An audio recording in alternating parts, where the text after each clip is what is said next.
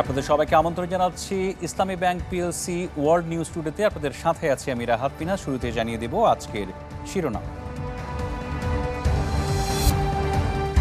শেখ হাসিনার অনুরোধেই ভারতে আশ্রয়, বাংলাদেশ পরিস্থিতি নিয়ে সর্বদলীয় বৈঠক।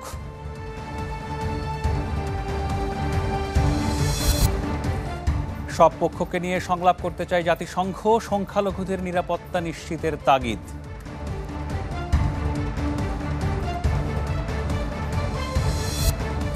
এবার যাচ্ছি পুরো আয়োজনে। শেখ হাসিনার অনুরোধের ভিত্তিতেই তাকে ভারতে আশ্রয় দেওয়া হয়েছে। মঙ্গলবার রাজ্যসভায় এই তথ্য জানিয়েছেন দেশটির পররাষ্ট্রমন্ত্রী এস জয়শঙ্কর। সেই সাথে বাংলাদেশে চলমান সহিংসতা ও স্থাপনা ভাঙচুরের নিন্দা জানিয়েছেন তিনি। এদিকে যুক্তরাজ্যে আশ্রয়ের আবেদন জানিয়েছেন শেখ হাসিনা, তবে এখনো পর্যন্ত এ বিষয়ে কোনো নিশ্চয়তা দেয়নি দেশটি। কয়েক দশক ধরে বন্ধুত্বপূর্ণ সম্পর্কে থাকা ভারতে আপাতত আশ্রয় মিলেছে শেখ হাসিনার। বৈষম্য বিরোধী ছাত্র আন্দোলনের মার্চ টু ঢাকা কর্মসূচি ঘিরে গণ অভ্যুত্থানে আম জনতার তোপের মুখে শেষ পর্যন্ত আর গদি আঁকড়ে রাখতে পারেননি। কড়া নিরাপত্তার মাঝেই নেতাকর্মীদের কাউকে কিছু না জানিয়েই দেশ ছাড়েন চুপিসারে। এমন নাজুক পরিস্থিতিতে বাংলাদেশ ইস্যুতে সর্বদলীয় বৈঠক করেছে ভারতের কেন্দ্রীয় সরকার। এতে উপস্থিত ছিল কংগ্রেস সহ সব দল। শেখ হাসিনার দিল্লিতে থাকার কথা নিশ্চিত করেন ভারতের পররাষ্ট্রমন্ত্রী এস জয়শঙ্কর। এদিকে দেশটির রাজ্যসভাতেও আলোচনার কেন্দ্রে বাংলাদেশের সার্বিক পরিস্থিতি। সেখানে বক্তব্য রাখতে গিয়ে জয়শঙ্কর বলেন, শেখ হাসিনার অনুরোধের ভিত্তিতেই ভারতে প্রবেশের অনুমতি পেয়েছেন তিনি। এ সময় বিভিন্ন স্থানে ভাঙচুর, অগ্নিকাণ্ড ও সংখ্যালঘুদের উপর নির্যাতনের নিন্দা জানান। শেখ হাসিনার অনুরোধের ভিত্তিতেই আমরা তাকে ভারতে প্রবেশের অনুমতি দিয়েছি। সেখানকার বর্তমান পরিস্থিতি গভীরভাবে পর্যবেক্ষণ করছি আমরা। বিভিন্ন সরকারি স্থাপনায় হামলার বিষয়টি উদ্বেগজনক। কিছু স্থানে ব্যক্তি ও প্রতিষ্ঠান দ্বারা সংখ্যালঘুদের নিরাপত্তা নিশ্চিতের বিষয়কে স্বাগত জানাই। সেই সাথে বাংলাদেশে অবস্থানরত ভারতীয়দের নিরাপত্তা নিশ্চিতের আহ্বান জানাচ্ছি।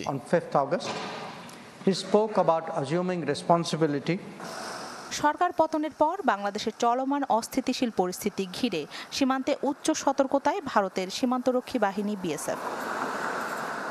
এদিকে ভারতের পর যুক্তরাজ্যে আশ্রয় চেয়েছেন শেখ হাসিনা। জবাবে জাতিসংঘের নেতৃত্বে বাংলাদেশের চলমান সহিংসতার স্বাধীন তদন্তে জোর দিয়েছে যুক্তরাজ্য। শান্তিপূর্ণ ও গণতান্ত্রিক ভবিষ্যৎ নিশ্চিতের আহ্বান দেশটির পররাষ্ট্রমন্ত্রী ডেভিড ল্যামিড। তবে তাকে আশ্রয় দেয়া হবে কিনা সে বিষয়ে দেয়া হয়নি কোনো নিশ্চয়তা। রাখি জেসমিন, চ্যানেল 24। এ বিষয়ে আরও জানাতে কলকাতা থেকে যুক্ত হচ্ছেন আমাদের সহকর্মী শুভজিৎ পুততুণ্ড। শুভজিৎ, অনেক ঘটনা ঘটছে। বাংলাদেশের সাবেক প্রধানমন্ত্রী এখন ভারতের সর্বোচ্চ পর্যায়ে নানা ধরনের আলোচনা চলছে। ঠিক আজকে এই মুহূর্তে এই ঘটনাগুলো নিয়ে আপনার কাছে কি তথ্য আছে? দেখুন, একদম সর্বশেষ খবর যদি বলি, সেই হিসাবে শেখ হাসিনাকে ভারতে, অর্থাৎ তিনি যে ধকলের মধ্যে দিয়ে গেছেন, ভারত সরকার তাকে ধাতস্থ হওয়ার জন্য বেশ কিছুটা সময় দিয়েছেন। এবং আজকে সর্বদলীয় বৈঠকের যে সিদ্ধান্ত বা তারপরে যে বিজেপির একেবারে শীর্ষস্থানীয় নেতৃত্বের মধ্যে সিদ্ধান্ত, সেই সিদ্ধান্ত তার কাছে কনভে করে দেওয়া হয়েছে। এবং সাবেক প্রধানমন্ত্রী শেখ হাসিনা, তার তো পক্ষ থেকে যে বার্তা এসেছে, তিনি কিন্তু আগামী 48 ঘন্টার মধ্যে তিনি ভারত ছাড়বেন, এমন একটা বার্তা। সেটা কিন্তু এখনো পর্যন্ত প্রায় কনফার্ম করে দেওয়া হয়েছে যে ইউরোপের কোন দেশ থেকে তার কাছে সম্ভবত সবুজ সংকেত এসেছে।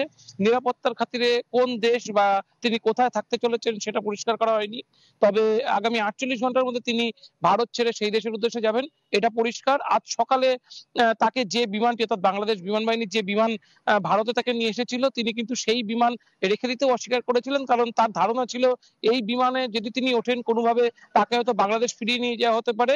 অর্থাৎ যে পাইলট এসেছিল তারা হয়তো বাংলাদেশ সেনাবাহিনী বা বাংলাদেশ বিমান বাহিনীর বর্তমান আদেশের পরিপ্রেক্ষিতে মোড় ঘুরিয়ে হয়তো বাংলাদেশে নিয়ে তাকে বিচারের মুখোমুখি করতে পারেন, এবং তিনি কিন্তু সেজন্য সেই বিমানে তিনি উঠতে চাননি। তিনি পরবর্তীকালে সম্ভবত ভারত সরকারের ব্যবস্থা করে দেওয়া কোনো বিমান ব্যবহার করে সেই তৃতীয় দেশে চলে যাবেন, এখনো পর্যন্ত যেটা খবর আসছে। তবে এই মুহূর্তে যেটা লক্ষণীয় বিষয় সেটা কিন্তু ভারত সরকার একটা কিন্তু ভারত সরকারের মধ্যে ভারত সরকারের কেন্দ্রীয় স্বরাষ্ট্র মন্ত্রকের সাথে অমিত শাহের সাথে আজকে পশ্চিমবঙ্গের যে বিরোধী দলনেতা বিজেপির তিনি দেখা করেছেন।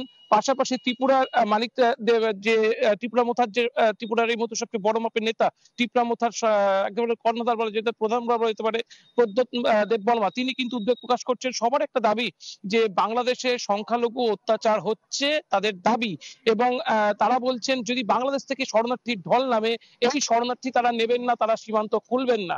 সেক্ষেত্রে কি হতে পারে রীতিমতো আতঙ্ক তারা কিন্তু এখানে ছড়িয়ে বেড়াচ্ছেন। তো মোটামুটি পশ্চিমবঙ্গে একটা আতঙ্কের পরিবেশ তারা ইতিমধ্যেই তৈরি করেছেন বিজেপির তরফ থেকে, এবং যেভাবে ভারতীয় গণমাধ্যমগুলো প্রচার শুরু করেছে মূলত বাংলাদেশের অস্থিতিশীল পরিবেশ, এবং তার থেকে বড় কথা সাম্প্রদায়িক সম্প্রীতি বিনষ্ট হচ্ছে বলে তাদের একটা দাবি উঠছে, এবং সেখান থেকে তারা শরণার্থী ভারত থেকে বাংলাদেশ থেকে ভারতে ঢুকতে পারে এবং সেই সংখ্যাটা ন্যূনতম 1 কোটি এমন দাবি করে রীতিমতো কিন্তু তারা আতঙ্ক ছড়াচ্ছেন। যে আতঙ্কের ক্ষেত্রে বারবার বলা হচ্ছে যে পশ্চিমবঙ্গের যে সম্পদ বা ত্রিপুরার যে সম্পদ সেই সম্পদে ভাগ বসাতে চলেছেন প্রায় 1 কোটি বাংলাদেশি নাগরিক, এবং এইটা কিন্তু প্রতিহত করার জন্য ভারতের যে বাংলাদেশ দূতাবাস সেই দূতাবাস কিন্তু ইতিমধ্যেই কাজ শুরু করেছে, যদিও সরকারের পক্ষ থেকে তাদের স্বীকৃতি না থাকায় সেটা কতটুকু সম্ভব হচ্ছে সেই নিয়ে কিন্তু প্রশ্ন উঠেছে।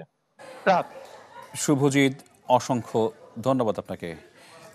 দর্শক, আমরা একটু যেতে চাই এখন ইউকেতে, যে দেশে আসলে বাংলাদেশের সাবেক প্রধানমন্ত্রীর আশ্রয় গ্রহণ করার একটা কথা বা আলোচনা রয়েছে।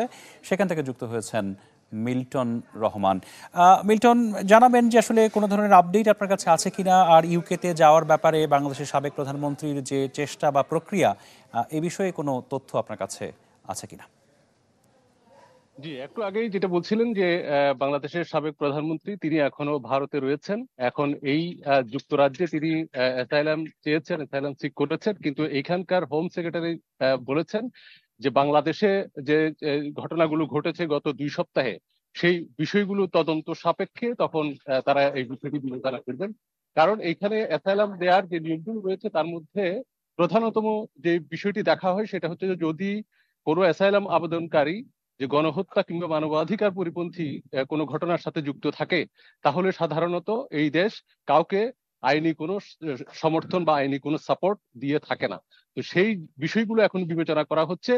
তার আলোকে ব্রিটিশ গভর্নমেন্ট বা হোম অফিস এখানে তারা সেই সিদ্ধান্তটা দিবে যে তারা ওনাকে কখন দিবেন, কিভাবে দিবেন ওনার অ্যাসাইলাম আবেদন ওনারা গ্রহণ করবেন কি করবেন না। এখনো সেই বিষয়ে এখানকার হোম অফিস থেকে আসলে পরিষ্কার কোনো ধারণা দেওয়া হয় নাই। শুধু বলা হয়েছে যে ঘটনাগুলো ঘটেছে সেই বিষয়গুলো তারা আসলে তদন্তের পরে তারা এই বিষয়ে সিদ্ধান্ত গ্রহণ করবে। তো অতএব এখন এখানে উনি এই দেশে আসবেন কি আসবেন না সেই বিষয়টি আসলে এখনো বিবেচনার মধ্যে নেই। এবং তারা এই বিষয়গুলো বলছে যে এখানে যেভাবে বলা হচ্ছে যে ওনার সাবেক প্রধানমন্ত্রী এখানকার রিলেটিভস আছে এই দেশে, একইভাবে তাদের বক্তব্য হচ্ছে যে ফিনল্যান্ডও ওনার রিলেটিভসরা আছেন, সেখানেও তো তিনি যেতে পারেন, এখানে কেন? এই ধরনের প্রশ্ন কিন্তু এসছে। কিন্তু আসলে ব্যাপারটা হচ্ছে যে কোথায় কোন বিষয়টি আসলে চূড়ান্ত রূপ লাভ করবে সেটি বলা যাবে পুরোপুরি তদন্তের পরে, যখন তারা সিদ্ধান্ত দিবে যে আবেদনটি গ্রহণ হচ্ছে কি হচ্ছে না। কারণ লেবার গভর্নমেন্ট এবং কেয়ার স্টারমার প্রধানমন্ত্রী তিনিও পরিষ্কার বলেছেন যে এই বিষয়গুলো তারা বিবেচনা করবেন, বিবেচনার পরে তখন তারা সিদ্ধান্ত দিবেন, এবং এটার জন্য হয়তো 1-2 দিন সময় লেগে যেতে পারে। অসংখ্য ধন্যবাদ আপনাকে এই বিষয়ে গুরুত্বপূর্ণ তথ্য তুলে ধরার জন্য। দর্শক, লন্ডন থেকে যুক্ত হয়েছিলেন মিল্টন রহমান। তিনি জানাচ্ছেন বাংলাদেশের সাবেক প্রধানমন্ত্রীর যুক্তরাজ্যে যাওয়ার বিষয়ের সর্বশেষ তথ্য। আর এরই সাথেই ইসলামী ব্যাংক পিএলসি ওয়ার্ল্ড নিউজ টুডেতে সময় হলো একটা বিরতির। ফিরছে একটু পরেই, আমাদের সাথে থাকুন। আবার আমন্ত্রণ, আপনারা দেখছেন ইসলামী bank PLC world news today. আপনাদের সাথে আছি আমি, রাহাত মিনহাস। বাংলাদেশের চলমান পরিস্থিতি স্বাভাবিক করতে সব পক্ষের সাথে সংলাপ আয়োজন করতে রাজি জাতিসংঘ। চ্যানেল 24-কে এই তথ্য জানিয়েছেন ঢাকায় জাতিসংঘের আবাসিক সমন্বয়কারী লুইস গুয়েন। তিনি বলেছেন সরকার ব্যবস্থা সংস্কারে সহযোগিতা করতে প্রস্তুত সংস্থাটি। এমন নাজুক পরিস্থিতিতে সংখ্যালঘুদের নিরাপত্তা নিশ্চিতে জোর দিয়েছেন লুইস। আরও জানাচ্ছেন মোর্শেদ হাসিব। এমন বাংলাদেশ কেউ দেখেনি আগে। প্রধানমন্ত্রীর বাসভবনে ঢুকে নিজের পছন্দ মতন আসবাব নিয়ে হাসতে হাসতে বেরিয়ে যাওয়ার দৃশ্য। আর এইভাবেই প্রকাশ ঘটে শেখ হাসিনা ও আওয়ামী লীগ সরকারের প্রতি মানুষের ক্ষোভের। যদিও এমন আচরণ নিয়ে এরই মধ্যে প্রশ্ন উঠেছে দেশ ও দেশের বাইরে।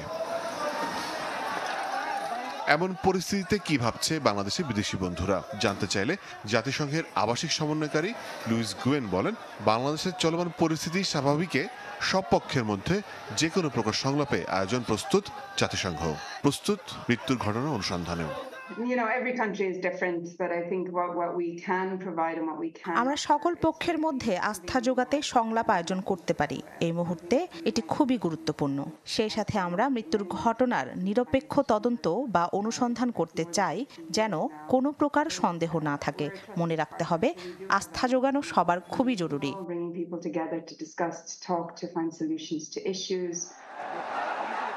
লুইস বলেন, সাধারণ মানুষের আস্থা ফিরিয়ে আনতে কাজ করতে হবে সবাইকে। নিশ্চিত করতে হবে সংখ্যালঘুর নিরাপত্তা এবং সার্বিক মানবাধিকার।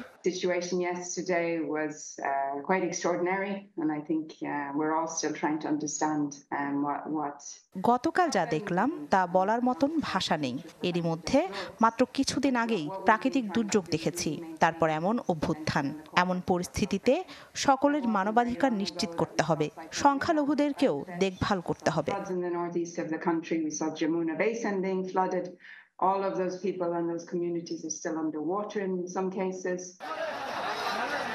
বাংলাদেশের উদ্ভূত পরিস্থিতিতে সংখ্যালঘু সম্প্রদায়ের নিরাপত্তা নিশ্চিতের আহ্বান জানিয়েছে ইইউ। এর আগে বাংলাদেশের অন্তর্বর্তী সরকার গঠনের সিদ্ধান্তকে স্বাগত জানিয়ে বিবৃতি দেয় যুক্তরাষ্ট্র। মোর্শেদ হাসিব, চ্যানেল 24, ঢাকা। আর এর সাথেই ইসলামী ব্যাংক পিএলসি ওয়ার্ল্ড নিউজ টুডেতে সময় হলো আরেকটা বিরতির। ফিরছি একটু পরেই আমাদের সাথে।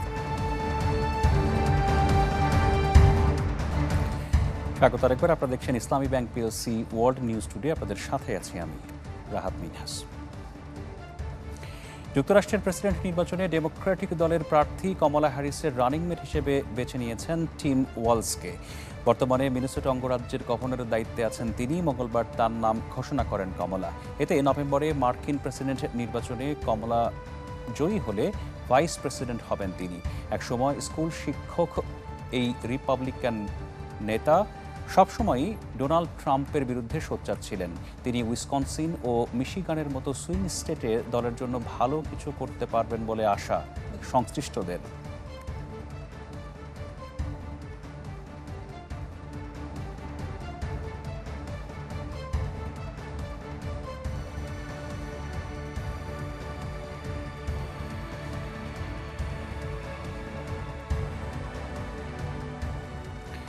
এই ছিল ইসলামী ব্যাংক পিএলসি ওয়ার্ল্ড নিউজ টুডের আজকের আয়োজনে। সপ্তাহে প্রতিদিন বিশ্বের গুরুত্বপূর্ণ সব সংবাদ ও বিশ্লেষণ জানতে একই সময়ে চোখ রাখুন চ্যানেল 24-এর পর্দায়।